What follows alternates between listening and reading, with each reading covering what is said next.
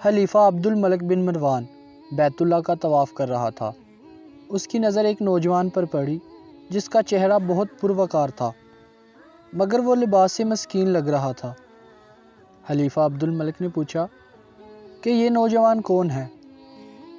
تو اسے بتایا گیا کہ اس نوجوان کا نام سالم ہے اور یہ سیدنا عبداللہ بن عمر رضی اللہ عنہ کا بیٹا ہے۔ خلیفہ عبد الملک کو دھچکا لگا اور اس نے اس نوجوان کو بلاوا بھیجا۔ خلیفہ عبد الملک نے پوچھا کہ بیٹا، میں تمہارے دادا سیدنا عمر فاروق رضی اللہ عنہ کا بڑا مداح ہوں۔ مجھے تمہاری یہ حالت دیکھ کر بڑا دکھ ہوا ہے۔ مجھے خوشی ہوگی اگر میں تمہارے کچھ کام آ سکوں۔ تم اپنی ضرورت بیان کرو، جو مانگو گے تمہیں دیا جائے گا۔ نوجوان نے جواب دیا، اے امیر المومنین، میں اس وقت اللہ کے گھر بیت اللہ میں ہوں اور مجھے شرم آتی ہے کہ اللہ کے گھر میں بیٹھ کر کسی اور سے کچھ مانگوں۔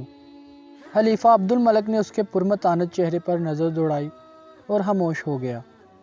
خلیفہ نے اپنے غلام سے کہا کہ یہ نوجوان جیسے ہی عبادت سے فارغ ہو کر بیت اللہ سے باہر آئے، اسے میرے پاس لے کر آنا۔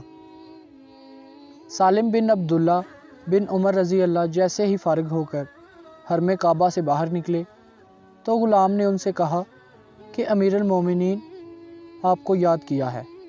سالم بن عبداللہ خلیفہ کے پاس پہنچے۔ خلیفہ عبد الملک نے کہا، نوجوان، اب تو تم بیت اللہ میں نہیں ہو، اب اپنی حاجت بیان کرو، میرا دل چاہتا ہے کہ میں تمہاری کچھ مدد کروں۔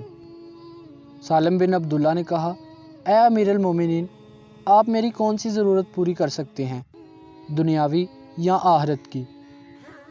امیر المومنین نے جواب دیا کہ میری دسترس میں تو دنیاوی مال و متاع ہی ہے۔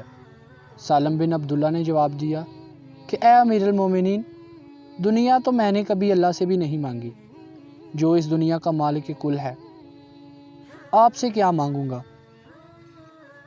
میری ضرورت اور پریشانی تو صرف آخرت کے حوالے سے ہے۔ اگر اس سلسلے میں آپ میری کچھ مدد کر سکتے ہیں تو میں بیان کرتا ہوں۔ خلیفہ حیران اور ششدر ہو کر رہ گیا اور کہنے لگا، نوجوان، یہ تو نہیں، تیرا خون بول رہا ہے۔ خلیفہ عبد الملک کو حیران اور ششدر چھوڑ کر سالم بن عبداللہ وہاں سے نکلے اور حرم سے ملحقہ گلی میں داخل ہوئے اور نظروں سے اوجھل ہو گئے۔